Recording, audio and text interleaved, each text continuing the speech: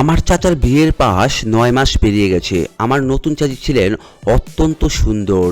যখন আমি চাচার বাড়িতে এসেছি প্রতিদিন রাতে আমি চাচা এবং চাচির মধ্যে ঝগড়ার আওয়াজ শুনতে পাই। একদিন চাচা বাড়িতে ছিলেন না, তখন আমি চাচিকে তাদের ঝগড়ার কারণ জিজ্ঞেস করলাম। চাচি আমার হাত ধরে বললেন, তোমার চাচা আমাকে খুশি করতে পারে না, এটাই আমাদের ঝগড়ার মূল কারণ। এই বলে তিনি আমার দিকে অদ্ভুত দৃষ্টিতে ছোটাছুটি করলেন। এরপর হঠাৎ একটা জায়গায় হাত রাখলেন যেখানে হাত রাখার কথা নয়, এবং তারপর বন্ধুরা, আজকের এই গল্পে আমি আপনাদের স্বাগত জানাচ্ছি। এই গল্পে আমি একজন ছেলের ভূমিকায় আছি। আমার নাম অনিরুদ্ধ, আমার বয়স 20 বছর। বলার জন্য আমি শহরে থাকি, কিন্তু আমার বাড়ি একটু গ্রামে। সেই গ্রামে আমার চাচা চাচি এবং দাদা থাকেন। আমার চাচি অন্যদের তুলনায় পুরনো বউ হলেও আমার কাছে তিনি এখনও নববধূ। চাচার বিয়ে 9 মাস পর আমি গ্রামের বাড়িতে আসি। বাবার চাকরির জন্য আমাদের পুরো পরিবার শহরে থাকে। ঠিক তখন আমার প্র্যাকটিক্যাল পরীক্ষাগুলো শেষ হয়েছে, তাই কিছুদিনের জন্য আমি গ্রামের বাড়িতে যাওয়ার সিদ্ধান্ত নিলাম, কারণ আমি আমার নতুন চাচির সাথে বেশি সময় কাটাতে পারিনি। আমাদের বাড়িতে ছোট চাচা এবং দাদা থাকেন, তাদের দেখাশোনা করার জন্য নতুন চাচি এসে গেছেন। চাচা এবং চাচির বিয়ের 9 মাস কেটে গেছে। বিয়ের বয়স বাবাকে বেশি ছুটি মেলেনি, তাই আমরা তাড়াতাড়ি শহরে ফিরেছিলাম। গ্রামে এসে পৌঁছে আমার ব্যাগ রাখলাম, তখনই চাচি আমার সামনে এক গ্লাস পানি নিয়ে এলেন। আমি চাচিকে ভালো করে দেখতে পাইনি, কারণ তিনি পানি নিয়ে দিয়ে তাড়াতাড়ি চলে গেলেন। পুরো বাড়িতে চাচি পল্লু ধরে ঘুরে বেড়াতেন। আমার চাচি ছিলেন খুবই নরম এবং সজ্জিত। তিনি আমার সাথে তাড়াতাড়ি কথা বলতে চাইতেন না। গ্রামে যাওয়ার পরের দিন আমি আমার বন্ধুদের সাথে পুকুরে সাঁতার কাটতে গেলাম। শহরে এই ধরনের অভিজ্ঞতা হয় না, তাই গ্রামে আসার পর টানা 4 থেকে 5 দিন আমি পুকুরে সাঁতার কাটতে যাই। এরপর আমি কারো সাথে খামার বাড়িতেও চলে যাই। সেখানে অনেক প্রাকৃতিক জিনিস ছিল যা আমাকে খুব ভালো লাগতো, তাই পুরো 1 সপ্তাহ আমি মজা করে কাটালাম। 1 সপ্তাহ পর আমার মজা হঠাৎ থেমে গেল, কারণ আমার এক বন্ধুকে তার বোনের বাড়ি যেতে হলো। সে তার খামার বাড়ির চাবি আমাকে দিয়ে দিল। এখন আমি ইচ্ছে করে সেখানে যেতে পারি, কিন্তু তার অনুপস্থিতি সেখানে আমি কি করে থাকতাম। তাই আমি বাড়িতে থেকে গেলাম। সেদিন সকাল 9টা বেজে গিয়েছিল, আর আমি এখনও স্নান করিনি। দাদা আমার ম্লান মুখ দেখে ফেললেন। তিনি আমার মুখের ম্লানের ভাবের কারণ জিজ্ঞেস করলেন। আমি দাদাকে বললাম, আমার এক বন্ধুকে কিছুদিনের জন্য তার বোনের কাছে যেতে হয়েছে। বাড়িতে বসে আমার বিরক্তি লাগছে। আজ আমার পুকুরে সাঁতার কাটতে যাওয়ারও ইচ্ছে নেই। তখন দাদা বললেন, এটা কোনো ব্যাপার নয় রে, আজ তোর চাচি তোকে স্নান করিয়ে দেবেন। দাদার এমন কথা শুনে চাচি হতবাক হয়ে আমাকে দেখতে লাগলেন। তিনি খুবই লাজুক ছিলেন, কিন্তু দাদার কথা তিনি অগ্রাহ্য করতে পারলেন না। আমি বাথরুমে গিয়ে চাচির জন্য অপেক্ষা করতে লাগলাম। কিছুক্ষণ পর চাচি এসে আমার শরীরে বুড়াতে লাগলেন। ধীরে ধীরে আমি বেহুশ হতে লাগলাম। তখন আমি বুঝতে পারলাম বেশ কয়েকদিন ধরে আমি কারোর সাথে ঘোরাঘুরি না করে আমার চাচির দিকে মনোযোগ দিচ্ছিলাম না কেন। আমি কেন তার সাথে কথা বলার চেষ্টা করিনি। গত 1 সপ্তাহ যদি আমি তার সাথে কথা বলা শুরু করতাম, তবে তিনি আমার সাথে একটু বেশি খোলামেলা করতে পারতেন। স্নান করার সময় চাচি একবারও আমার দিকে চোখ তুলে তাকায়নি। হয়তো তিনি বেশি লাজুক ছিলেন। একটু কথা বলার জন্য মজা করে আমি চাচির শরীরে সাবান তার গালে মাখিয়ে দিলাম। আমার মজার উপর চাচি কিছুই বললেন না। স্নানের সময় চাচি মাথা থেকে পল্লু বরাবর সরে যাচ্ছিল, কিন্তু তিনি পল্লু তুলেছিলেন। বারবার পল্লু তুলতে গিয়ে শাড়ির পল্লু জোরে টেনে গেল। আমি চাচিকে কখনো সেই দৃষ্টিতে দেখিনি, কিন্তু চাচি খুবই সুন্দর ছিলেন। তিনি তৎক্ষণাৎ নিজের শরীরে পল্লু জড়ায় এবং বলে, অনুরুদ্ধ, আমি তোমাকে সাবান মাখিয়ে দিয়েছি, এখন তুমি নিজের শরীরে পানি ঢালো। এই কথা বলে তিনি দ্রুত বাইরে চলে গেলেন। আমি আমার শরীরে পানি ঢাললাম এবং তোয়ালে মুড়ে বাইরে চলে এলাম। বাইরে এসে দাদাকে কোথাও দেখতে পেলাম না। বাথরুম থেকে বেরিয়ে আমি সোজা চাচির পিছনে গেলাম। চাচি তার ঘরের শাড়ি বদলাচ্ছিলেন। যখন আমি সেখানে পৌঁছলাম তখন তিনি কাপড় পাল্টে নিয়েছিলেন। তার ঘরে আমাকে দেখেন চাচি চমকে বললেন, অনুরুদ্ধ, তুমি এখন কাপড় পরোনি কেন? আমি বললাম, যখন আমি আপনাকে স্নান করিয়ে আমাকে দিচ্ছিলেন তখন আমার চুলও মুছে দিন না। আপনার কোমল হাতের স্পর্শ আমার খুবই ভালো লেগেছে। এখন থেকে প্রতিদিনই আপনার কাছে স্নান করব। আমার কথা শুনে চাচি জোরে না বললেন। তারপর তাকে শান্ত করে বললাম, আমি মজা করেছি। আমার প্রিয় চাচির সাথে মজা করতে তো আমার একটু অধিকার আছেই। আমার কথা চাচি একটু হেসে উঠলেন। বাড়িতে আসার পর প্রথমবার তাকে হাসতে দেখলাম। তারপর চাচি চুল মুছতে লাগলেন। আমার চুল মোছার পর চাচি তার ঘর থেকে বাইরে যেতে লাগলেন। তখন আমি তার হাত ধরে জিজ্ঞেস করলাম, আপনি সবসময় এত ক্লান্ত দেখান কেন? সব কিছু ঠিকঠাক আছে তো? আমার কথা চাচি কিছুই বললেন না এবং সেখান থেকে চলে গেলেন। সেদিন রাতে আমি চাচার ঘর থেকে চিৎকারের শব্দ শুনতে পেলাম। চাচার ঘর থেকে আমার ঘরের পাশেই ছিল। দাদার বাড়িতে একটা বিশেষ ঘর ছিল। তারপর মাঝে মাঝে তিনি ছাদে ঘুমাতেন। সেদিন রাতে দাদা ছাদে ঘুমিয়েছিলেন, তাই তিনি চাচার সাথে চিৎকার শুনতে পাননি, কিন্তু আমি শুনেছিলাম। আমি ঘর থেকে বাইরে বেরিয়ে যাওয়ার সময় চাচার ঘরে উকি দিলাম। তাদের ঝগড়ার কারণ বুঝতে পারলাম। চাচি চাচাকে সময় দেননি এবং ঘুমিয়ে পড়েছিলেন, তাই চাচা রেগে যাচ্ছিলেন। এইসব দেখা উচিত ছিল না, এমনটা আমি মনে করছিলাম। পরের রাতে চাচির অদ্ভুত শব্দ আমার কানে আসতে লাগলো। অদ্ভুত এই শব্দ শুনে আমি চাচির ঘরের দিকে উকি মারার আগ্রহ বাড়িয়ে তুললাম। চাচার ঘরের দিকে মোড় নিচ্ছিলাম, তখন পিছন থেকে দাদা এসে জিজ্ঞেস করলেন, কী হয়েছে? দাদা হঠাৎ ছাদ থেকে নেমে এসেছিলেন। সম্ভবত দাদারও চাচির আওয়াজ কানে পৌঁছে গিয়েছিল, কারণ তার শব্দ হঠাৎ বন্ধ হয়ে গেল। আমার দাদা 70 বছরের বয়স ছিলেন, কিন্তু তার বয়সের তুলনায় খারাপ ছিলেন না। দাদার কণ্ঠস্বর শুনে আমি মাথা নিচু করে সোজা আমার ঘরে ফিরে গেলাম। পরের দিন সকালে নাস্তা করার সময় চাচা এবং চাচির ঝগড়া দেখা যাচ্ছিল। তাদের মধ্যে একে অপরের দৃষ্টিভঙ্গি ছিল যা আমার কাছে স্পষ্ট ছিল। নিশ্চয়ই তাদের মধ্যে কিছু একটা গণ্ডগোল ছিল। চাচা প্রতিদিনের মতো নাস্তা করে নিজের টিফিন নিয়ে দোকানে বেরিয়ে গেলেন। আগের রাতে চাচির অদ্ভুত শব্দগুলো বারবার আমার কানে বাজছিল। তখন আমি চাচিকে আমার সামনে থেকে খুবই লজ্জা পাচ্ছিলাম। নাস্তা করার পর আমি আমার ঘরে চলে গেলাম। মোবাইল দেখার সময় কিছুক্ষণ ঘুমিয়ে পড়লাম। ঘুম থেকে উঠেই আবার বাইরে গেলাম। বাইরে দাদা এবং চাচি কোথাও দেখা যাচ্ছিল না। চাচির ঘরের দরজাও খোলা ছিল, কিন্তু দাদার ঘরের দরজা বন্ধ ছিল। আমি রান্নাঘর থেকে পানি খেয়ে বেরিয়ে আসতে দেখলাম চাচির ঘর থেকে চাচা দাদা বেরিয়ে আসছেন এবং বেশ ক্লান্ত দেখাচ্ছিলেন এবং কয়েকবার নিজের হাতে ঘষছিলেন। তার মুখের জন্য ক্লান্তির ছাপ ফুটে উঠেছে, যেমনটা দেখা যায় শরীরে ব্যথা জর্জরিত থাকে। আমাকে দেখে চাচি বলেন, অনুরুদ্ধ তুমি বসো, আমি তোমার জন্য খাবারের থালা নিয়ে আসছি। চাচি আমার সাথে চোখ মেলাতে পারছিলেন না। আমি ভাবতে লাগলাম দাদার ঘরে কি এতক্ষণ করেছিলেন যে এত ক্লান্ত হয়ে পড়লেন। চাচার বাড়ির কিছু কিছু বিষয়ে আমার কাছে বেশ অদ্ভুত লাগছিল। চাচি দেখতে সুন্দরী ছিলেন। গ্রামে আসার পর থেকে আমি লক্ষ্য করেছি দাদা বাড়ির কোথাও যাননি, তিনি সবসময় চাচির পেছনেই থাকতেন। এটা আমার কাছে বেশ স্পষ্টভাবে ধরা পড়েছিল। চাচি সবসময় ক্লান্ত দেখাতেন।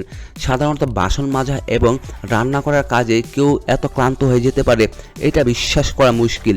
মাঝে মাঝে আমি দেখতাম চাচা এবং চাচির মধ্যে কিছু একটা ঝামেলা চলছিল। হয়তো চাচি চাচাকে সেই সময়টা দিতে পারছিলেন না যা তিনি চাইতেন, তাই চাচা ক্ষিপ্ত হয়ে উঠতেন। প্রতিদিন রাতে চাচার রাগী কণ্ঠস্বর আমার কানে পৌঁছত। দুপুরে চাচা বাড়িতে না থাকলেও চাচি ঘন্টার পর ঘন্টা দাদার ঘরে থাকতেন। যখন তিনি বাইরে আসতেন তখনও তিনি বেশ ক্লান্ত দেখাতেন। 4 দিন ধরে আমি বাড়িতে ঠিকঠাক মনোযোগ দিতে শুরু করলে আস্তে আস্তে সব কিছু পরিষ্কার হতে লাগলো। একবার চাচা দুপুরের সময় দোকান বন্ধ করে বাড়ি ফিরে এলেন। তাকে দোকানের কিছু জিনিস কিনতে যেতে হতো। সেই দিন দুপুরে তিনি শহরের উদ্দেশ্যে রওনা হলেন। তিনি বলেছিলেন যে পরের দিন সকালে বাড়ি ফিরে আসবেন। শহরে পৌঁছতে চাচা জানতে পারলেন যে বৈদ্যুতিক সামগ্রী আনতে গিয়েছিলেন তা আনতে আরও 3 দিন সময় লাগবে। ফলে চাচা শহরে থাকার সময় রাত থেকে 3 দিন হয়ে গেল। চাচার শহরে থাকার বিষয়টি শুনে আমার মা বাবাও আরও 3 থেকে 4 দিন বাড়িতে থাকার জন্য বললেন। ফলে চাচা পরবর্তী 1 সপ্তাহ বাড়িতে ফিরবেন না। রোজ ছাদে ঘুমানো দাদার চাচার অনুপস্থিতি নিয়ে নিজের ঘরে ঘুমাতে শুরু করলেন। সেই রাতে আমি চাচিকে দাদার ঘরে যেতে দেখলাম। তখন আমি বিষয়টিতে এতটা গুরুত্ব দিইনি। মাঝরাতে হঠাৎ করে হাসি পেল, তাই উঠে পড়লাম। পানি খাওয়ার জন্য আমি রান্নাঘরের দিকে যাচ্ছিলাম। তখন দেখলাম চাচি দাদার ঘর থেকে বেরিয়ে আসছেন। তিনি খুবই ক্লান্ত দেখাচ্ছিলেন। দাদার ঘর থেকে নিজের ঘরের দিকে হেঁটে যেতে গিয়ে আমি দেখলাম তিনি প্রায় হোঁচট খেয়ে যাচ্ছিলেন। তার ভারসাম্য ঠিকঠাক ছিল না। এর আগে তিনি পড়ে যান। আমি তার হাত ধরলাম এবং আমাকে দেখে চাচি ভীষণ ভয় পেয়ে গেলেন। আমি তাকে ঘরে নিয়ে গিয়ে বিছানায় বসালাম। তারপর জিজ্ঞেস করলাম, চাচি এতক্ষণ তুমি দাদার ঘরে কি করছিলে? চাচি তখন কিছুই বললেন না এবং শুধু বললেন, আমার খুব ঘুম পাচ্ছে। তারপর চাদর মুড়ি দিয়ে শুয়ে পড়লেন। চাচির মাঝরাতে দাদার ঘর থেকে বেরিয়ে আসা এবং ক্লান্ত মুখ আমাকে কিছুটা ইঙ্গিত দিচ্ছিল। চাচি আমাকে কিছু বলার জন্য প্রস্তুত ছিলেন না। পরের দিন সকালে আমি চাচিকে সেই প্রশ্নটি জিজ্ঞেস করার চেষ্টা করছিলাম। দুপুর 3টা নাগাদ দাদা কিছু সময়ের জন্য বাজারে সবজি আনতে গেলেন। তখন চাচির রান্নাঘরে প্রস্তুতি নিচ্ছিলেন। বাড়িতে কেবল আমি আর চাচিই ছিলাম। এই সুযোগটা কাজে লাগিয়ে আমি রান্নাঘরে ঢুকলাম এবং ঢুকে জিজ্ঞেস করে গেলাম, রাতে আপনি দাদার ঘরে কি করছিলেন? চাচি বললেন, তোমার দাদার কাশি হচ্ছিল, তাই তাকে পানি দিতে গিয়েছিলাম। চাচি মিথ্যা কথা বলেছেন এটা আমি বুঝতে পারলাম। পানি দেওয়ার জন্য 5 মিনিটই যথেষ্ট, কিন্তু আপনি পুরো 5 থেকে 6 ঘন্টা দাদার ঘরে ছিলেন। এতে বাড়িতে আসলে কি চলছে সত্যি করে আমাকে বলুন, এখানে আসার পর থেকে আপনি প্রতিদিন চাচা আর আপনার ঝগড়ার আওয়াজ আমার কানে আসে। আপনি কেন চাচার সাথে এমন করেন? চাচার অনুপস্থিতিতেও দিনেও আপনি কেন দাদার ঘরে যান? আর এখন তো মাঝরাতে 5 থেকে 6 ঘন্টা দাদার ঘরে ছিলেন। চাচাকে কি আপনি পছন্দ করেন না? আপনার মনে কি চাচার কোনো অনুভূতি আছে কি? আমি খুব রাগান্বিত হয়ে চাচিকে প্রশ্ন করছিলাম। তখন তিনি বললেন, তুমি যা বুঝতে চাইছো তাই বুঝতে পারো, কিছু কিছু কথা তুমি বুঝে গেছো। শোনো, তোমার চাচাকে আমাকে খুশি করতে পারে না, তাই আমি শ্বশুরের সেবা করি। তখন আমি চাচিকে জিজ্ঞেস করলাম, সেবা মানে কি চাচি? চাচি বললেন, এখন তুমি যেটা বুঝতে চাইছো সেটা বুঝে নাও। এটা বলে চাচি সেখান থেকে চলে গেলেন। তিনি আমার প্রশ্নের সরাসরি উত্তর দিতে প্রস্তুত ছিলেন না। একজন সুস্থ স্বাভাবিক যুবক স্বামীকে ছেড়ে তিনি কেন দাদার পিছনে পড়লেন সেটা আমার কিছুতে বোধগম্য হচ্ছিল না। 2 দিন কেটে গেল। সেই রাতে চাচিকে আমার দাদার ঘরে যেতে দেখলাম। তিনি আমাকে কিছু বলার জন্য প্রস্তুত ছিলেন না। পরের দিন দাদার এক বন্ধু বাড়িতে এসেছিলেন। কিছু সময়ের জন্য তিনি দাদাকে গ্রামের পঞ্চায়েতে নিয়ে গেলেন। আমি জানতাম সেখানে দাদার অনেকটা সময় লাগবে, তাই তাড়াতাড়ি বাড়ি ফেরার সম্ভাবনা কম ছিল। তখন আমি একটা অজুহাত বানিয়ে চাচিকে সঙ্গে নিয়ে বাড়ির বাইরে চলে যাওয়ার সিদ্ধান্ত নিলাম। বাড়ি থেকে বেরোনোর সময় আমি চাচিকে বললাম, আমাদের বাজারে যেতে হবে। কিন্তু বাজারে না গিয়ে আমি তাকে আমার বন্ধুর ফার্ম হাউসে নিয়ে গেলাম। ফার্ম হাউসে পৌঁছতে আমার চাচির চোখ উপর আটকে গেল। সেখানে আমরা দুজনই ছিলাম। চাচি প্রশ্ন করলেন, তুমি আমাকে এখানে কেন নিয়ে এসেছো? আমি মিষ্টি মিষ্টি বলে তাকে ভেতরে নিয়ে গেলাম। ভেতরে গিয়ে চাচিকে বললাম, আমি জানতাম বাড়িতে থেকে তুমি সত্যিটা কথা বলতে পারবে না, তাই আমি তোমাকে এখানে নিয়ে এসেছি। এখনই আমাকে সত্যি করে বলো, তোমার আর দাদার মধ্যে কি চলছে? তুমি কি সত্যি চাচির সাথে সুখী নও, নাকি অন্য কোনো কারণ আছে? আমি যখন চাচি আমাকে হাত ধরলেন, আমি হঠাৎ করে খুব কাছে এসে দাঁড়ালেন। তারপর বলে, অনিরুদ্ধ, তুমি অযথা বেশি চিন্তা করছো। আমি তোমাকে যা একবার বলেছি সেটা মেনে নাও। তুমি অনেক দিন হলো গ্রামে এসেছো, এখানে তেমন কিছু না বুঝেই তুমি থাকার চেষ্টা করার নিজের বাড়িতে চলে যাও। তা না হলে তোমার দাদার মতে তোমাকেও সেবা করতে হবে। তোমার দাদা আমার থেকে নিজেরও এবং অন্যদেরও সেবা নেওয়া খুব বেশি পছন্দ করেন। যেমনভাবে তিনি তোমাকে আনতে বাধ্য করেছিলেন, ঠিক তেমনি তিনি আমাকে তোমার সেবাও করতে বাধ্য করবেন। যদি তোমার এটা মেনে নিতে কোনো আপত্তি না থাকে তবে তুমি এখানে বেশি দিন থাকতে পারো। চাচির কথা শুনে আমি তার কাছে গিয়ে দাঁড়ালাম এবং বললাম, যদি আপনার কাছে এগুলো গ্রহণযোগ্য হয় তবে আমার কাছে কেন হবে না? এটা বলে আমি এক অন্য নজরে দেখলাম। আমার দৃষ্টি দেখে চাচি মুখ ফিটে চলে গেলেন। তবুও তিনি আমাকে সত্যিটা কিছুই বলেনি।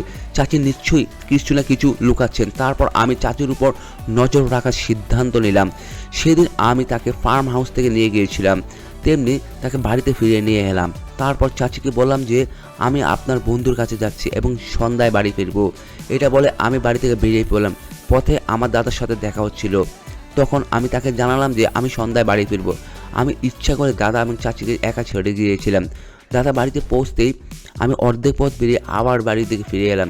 সেদিন দুপুরে 3টা থেকে 6টা পর্যন্ত আমি তাদের বাড়িতে তাদের নজর রাখছিলাম। দাদা আর চাচির মধ্যে কী হচ্ছিল সব কিছু আমার চোখের সামনেই ছিল। সারাদিন তাদের কথোপকথন থেকে আমি সব কিছু বুঝে নিয়েছিলাম। তাদের উপর নজর রাখার পর রাত 9টা আমি বাড়ি ফিরলাম। প্রতিদিনের মতো চুপচাপ করে রাতের খাবার খেলাম। তাড়াতাড়ি খেয়ে আমি দেখলাম যে আমি আমার ঘরে যাচ্ছি। আমি আমার ঘরে ঢুকে গেলাম, কিন্তু দাদা হাত ধুতে রান্নাঘরে যাওয়ার সাথে সাথে আমি চুপিসারে তার ঘরে ঢুকে গেলাম। প্রায় 2 ঘন্টা পর চাচি দাদার ঘরে প্রবেশ করলেন। কিছুক্ষণ পর আমি দেখতে পেলাম চাচি দাদার পায়ের মালিশ করছেন। দাদা খুব কঠোরভাবে তা কথা বলছিলেন, যেন তিনি একজন চাকর। চাচি একটানা 1 ঘন্টা ধরে দাদার পায়ে মালিশ করে যাচ্ছিলেন। সারাদিন দাদা আর চাচির মধ্যে কী ঘটছিল আমি তার সবটাই দেখতে পেলাম। পরের দিন সকালে চাচা যখন বাড়ি ফিরলেন আমি তার কাছে সব কথা বললাম। চাচা, এবার আপনি চাচি একসঙ্গে শহরে থাকুন। পিতাজি আপনার জন্য একটা ভালো চাকরি খুঁজে রেখেছেন। দাদা শহরে যাবেন না, কারণ তিনি তার গ্রামকে খুব ভালোবাসেন। চাচা শহরে যাওয়ার জন্য রাজি হলেন। তার সম্মতি দেখে দাদা বলেন, রাজেশ, তুমি আর পল্লবী কোথাও যাবে না। তোমরা চলে গেলে আমি এখানে কিভাবে একা করে থাকবো? তখন আমি বললাম, দাদা, চাচা আর চাচি এখানে থাকলেও আপনি তাদের সঠিক মর্যাদা দেন না। আপনি চাচির সঙ্গে একজন চাকরানির মতো আচরণ করেন। গতকাল সারাদিন আমি আপনাদের উপর নজর রেখেছিলাম। চাচার যে সময়ের প্রয়োজন সেটা চাচি তা কেন দিতে পারছে না। সে কারণে আমি জেনে গেছি আপনি চাচিকে সারাদিন কাজে ব্যস্ত রাখেন। দুপুরে বিনা কারণে পা মালিশ করেন এবং রাতে শুয়ে পড়লে চাচি এতটা ক্লান্ত হয়ে যান যে তিনি চাচার সঙ্গে সময় কাটাতে পারেন না এবং তাই তাদের মধ্যে সবসময় ঝগড়া লেগেই থাকে। দাদা, যদি আপনি আপনার ছোটো বউকে সম্মান দিতে না পারেন তবে তাকে নিজের কাজে কেন রাখার মানে কোনো নেই। চাচা আর চাচি শহরে চলে যাচ্ছেন। এটা শুনে দাদার চোখে জল চলে এলো। তারপর তিনি বললেন, রাজেশ, আমাকে ক্ষমা করো। তুমি একজন দরিদ্র পরিবারের মেয়েকে বিয়ে করেছো, এই কারণে আমি খুব রেগেছিলাম। সে তার পরিবার থেকে 1 টাকাও দান স্বরূপ নিয়ে আসেনি, তাই আমি তাকে চাকরানির মতো ব্যবহার করে নিজের রাগ মেটাচ্ছিলাম। আমি ইচ্ছে করে তাকে এত কাজে ব্যস্ত রাখলাম যে সে ক্লান্ত হয়ে তোমার সঙ্গে সময় কাটাতে না পারে, আর এভাবেই তোমাদের মধ্যে ঝগড়া লেগেই থাকে। এখন যখন অনিরুদ্ধ তোমাদের শহরে নিয়ে যাওয়ার কথা বলছে তখন তুমি বুঝতে পারছি তোমাদের সময়টা কত মূল্যবান। বিশেষত পল্লবী, আমি হাত জোর করে তোমাদের কাছে ক্ষমা চাইছি, আমাকে মাফ করে দাও। তোমাদের ছাড়া আমি একা এভাবে কিভাবে থাকবো। তখন চাচা, চাচি এবং দাদা চাচির সামনে হাত জোর করে ক্ষমা চাইলেন। চাচা এবং চাচি দাদাকে ক্ষমা করে দিলেন, কারণ দাদা তাদের ভুল বুঝতে পেরেছিলেন। দাদার চাচার প্রতি অগাধ ভালোবাসা ছিল, তাই চাচিকে কখনোই তার বিরুদ্ধে অভিযোগ করতেন না। তিনি বাবা ছেলের মধ্যে দূরত্ব তৈরি করতে চাইতেন না। তিনি ভাবতেন আজ না হোক কাল দাদা বুঝতে পারবেন। এই আশা নিয়ে তিনি দিন কাটাচ্ছিলেন। চাচি তার শ্বশুরের ভুলগুলো ঢাকার জন্য নিজেকে আমার সামনে দুর্নাম করেছিলেন, কিন্তু দাদার কোনো দোষই আমার কাছে প্রকাশ করতে দেননি। যখন আমি দাদার আচরণের বাস্তবতা বুঝতে পারলাম তখনই চাচাকে ফোন করে সব কিছু জানিয়ে দিলাম। চাচা আমার কথা মেনে নিলেন। আমার উদ্দেশ্য ছিল দাদাকে তার ভুলের কথা বুঝতে পেরে সাহায্য করা। সেই দিন থেকে দাদা তার বউকে যথাযথ সম্মান দিতে শুরু করলেন। দাদার চোখ খুলে গেল যে চাচি পারিবারিক দারিদ্রতা এবং তার সৌন্দর্য এবং উদার মনের কোনো সম্পর্ক নেই। তিনি বুঝতে পেরেছিলেন যে একজন মানুষের প্রকৃতিক সৌন্দর্য আচরণে না, তার সম্পত্তিতেও। তাই কাউকে যদি অর্থের ভিত্তিতে নয়, তার স্বভাব এবং আচরণের দেখে বিচার করা উচিত। বন্ধুরা, যদি এই গল্পটি ভালো লেগে থাকে তবে আমাদের চ্যানেলটি সাবস্ক্রাইব করতে ভুলবেন না। সকলকে ধন্যবাদ।